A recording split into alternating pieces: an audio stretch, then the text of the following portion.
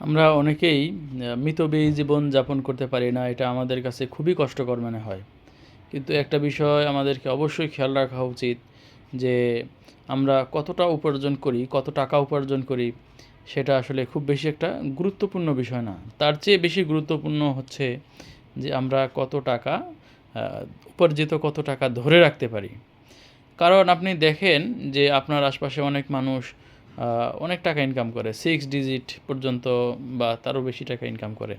কিন্তু অ্যাকচুয়ালি মানে কতটা সচ্ছলতার সঙ্গে সে জীবনযাপন করে, এটা খুব বড় একটা প্রশ্ন। আমরা যদি মিতব্যয়ীভাবে জীবনযাপন করতে না পারি বা যখন যেটা মন চাচ্ছে সেটা আমরা কিনতেছি, বা এমন কিছু জিনিস কিনতেছি যেটা প্রয়োজন না, সেটা হচ্ছে যে অপচয়ের মধ্যে পড়ে। তো অ্যাকচুয়ালি অপচয়কে যদি আমরা নিয়ন্ত্রণ করতে না পারি তাহলে আল্টিমেটলি আমরা আমাদের কাঙ্ক্ষিত পরিমাণ সঞ্চয় করতে পারবো না। আর কাঙ্ক্ষিত পরিমাণ সঞ্চয় করতে না পারলে আল্টিমেটলি কাঙ্ক্ষিত পরিমাণ ইনভেস্টমেন্ট করাটাও কিন্তু আমাদের জন্য অনেক কঠিন হয়ে পড়ে।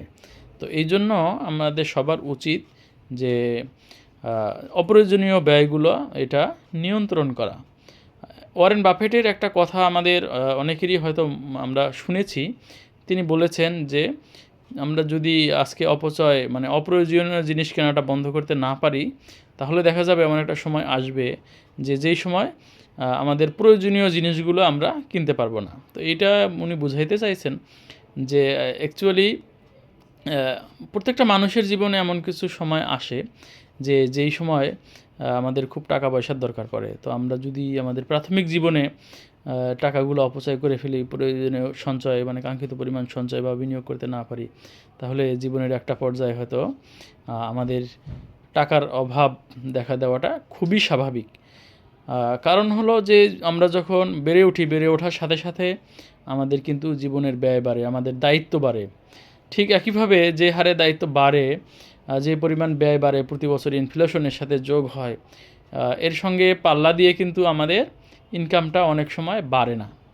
তো এই জন্য আমাদের উচিত হলো যে বিশেষ করে জীবনের প্রথম পর্যায়ে খুব হিসাব করে টাকা পয়সা খরচ করা এবং সেভ করে সেটাকে ইনভেস্টমেন্ট করা, যাতে সেখান থেকে রিটার্ন জেনারেট হয়।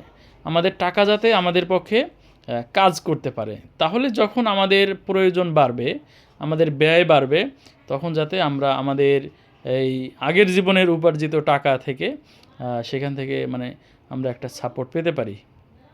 তো এটাই ছিল আজকের মূল কথা। সবাইকে ধন্যবাদ।